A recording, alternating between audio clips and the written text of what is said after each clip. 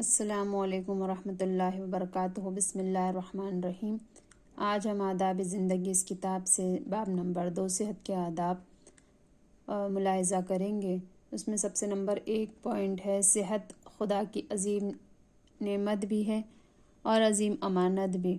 صحت کی قدر کیجیے اور اس کی حفاظت میں کبھی لاپرواہی نہ برتیے۔ ایک بار جب صحت بگڑ جاتی ہے تو بڑی مشکل سے بنتی ہے۔ جس طرح حقیر دیمک بڑے بڑے کتب خانے کو چاٹ کر تباہ کر ڈالتی ہے، اسی طرح صحت کے معاملے میں معمولی سی خیانت اور حقیر بیماری زندگی کو تباہ کر ڈالتی ہے۔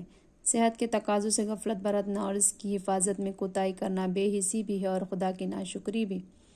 انسانی زندگی کا اصل جوہر عقل و اخلاق اور ایمان و شعور ہے، اور عقل و اخلاق اور ایمان و شعور کا صحت کا دار و مدار بھی بڑی حد تک جسمانی صحت پر ہے۔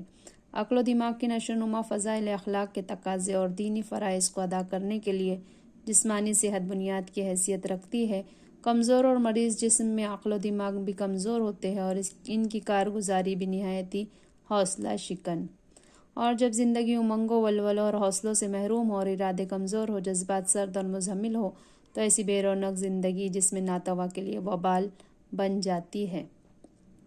زندگی میں مومن کو جو اعلیٰ کارنامے انجام دینا ہے اور خلافت کی جس عظیم ذمہ داریوں سے عہدہ برآ ہونا ہے، اس کے لیے ضروری ہے کہ جسم میں جان ہو، عقل و دماغ میں قوت ہو، ارادوں میں مضبوطی، حوصلے میں بلندی ہو اور زندگی ولولوں امنگوں اور اعلیٰ جذبات سے بھرپور ہو۔ صحت مند اور زندہ دل افراد سے ہی تو زندہ قومیں بنتی ہیں، اور ایسی ہی قومیں کارگاہ حیات میں اعلیٰ قربانیاں پیش کر کے اپنے مقام پیدا کرتی ہے اور زندگی کی قدر و عظمت سمجھاتی ہے۔ نمبر 2، ہمیشہ خوش و خرم، حشاش بشاش اور چاق و چوبند رہیے۔ خوش باشی، خوش اخلاقی، مسکراہٹ اور زندہ دلی سے زندگی کو آراستہ، پرکشش اور صحت مند رکھیے۔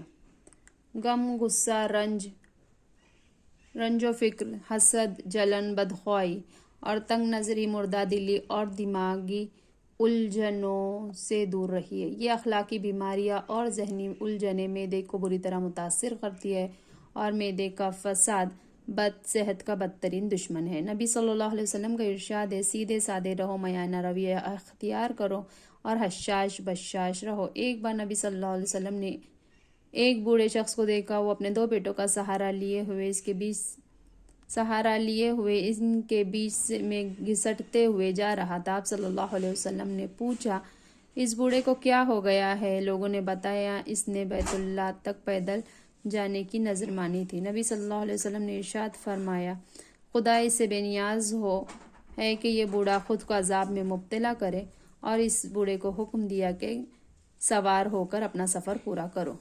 حضرت عمر رضی اللہ تعالیٰ عنہ نے ایک بار ایک جوان آدمی کو دیکھا کہ مریل چال چل رہا ہے۔ آپ نے اس کو روکا اور پوچھا، تمہیں کیا بیماری ہے؟ اس نے کہا، کوئی بیماری نہیں ہے۔ آپ نے اپنا درہ اٹھایا اور اس کو دھمکاتے ہوئے کہا، راستے پر پوری قوت کے ساتھ چلو۔ نبی صلی اللہ علیہ وسلم جب راستے پر چلتے تو نہایت جمے ہوئے قدم رکھتے اور اس طرح قوت کے ساتھ چلتے جیسے کسی نشیب میں اتر رہے ہوں۔ حضرت عبداللہ بن حارث رضی اللہ تعالیٰ عنہ کہتے ہیں کہ میں نے نبی صلی اللہ علیہ وسلم سے زیادہ مسکرانے والا شخص نہیں دیکھا، اور نبی صلی اللہ علیہ وسلم نے اپنی امت کو جو دعا سکھائی ہے اس کا بھی اہتمام کیجیے۔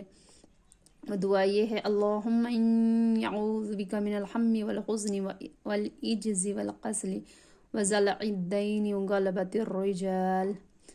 خدایا، اس کا ترجمہ ہے، خدایا میں اپنے کو تیری پناہ میں دیتا ہوں پریشانی سے، غم سے، بے چارگی سے، سستی اور کاہلی سے، قرض کے بوجھ سے، اور اس بات سے کہ لوگ مجھ کو دبا کر رکھیں۔ نمبر 3 ہے، اپنے جسم پر برداشت سے زیادہ بوجھ نہ ڈالیے، جسمانی قوتوں کو ضائع نہ کیجیے۔ جسمانی قوتوں کا یہ حق ہے کہ ان کی حفاظت کی جائے، ان سے برداشت کے مطابق اعتدال کے ساتھ کام لیا جائے۔ حضرت عائشہ رضی اللہ تعالیٰ عنہ فرماتی ہے کہ نبی صلی اللہ علیہ وسلم کا ارشاد ہے، اتنا ہی عمل کرو جتنا کر سکنے کی تمہارے اندر طاقت ہو، اس لیے کہ خدا نہیں اکتاتا یہاں تک کہ تم خود ہی اکتا جاؤ۔ حضرت ابو قیس رضی اللہ تعالیٰ عنہ فرماتے ہیں کہ نبی صلی اللہ علیہ وسلم کی خدمت میں ایسے وقت حاضر ہوئے کہ نبی صلی اللہ علیہ وسلم خطبہ دے رہے تھے۔ حضرت ابو قیس دھوپ میں کھڑے ہو گئے۔ نبی صلی اللہ علیہ وسلم نے حکم دیا کہ سائے کی طرف حکم دیا تو وہ سائے کی طرف ہٹ گئے، اور آپ صلی اللہ علیہ وسلم نے اس سے بھی منع فرمایا تو آدمی کا جسم کا کچھ حصہ دھوپ میں رہے اور کچھ سائے میں۔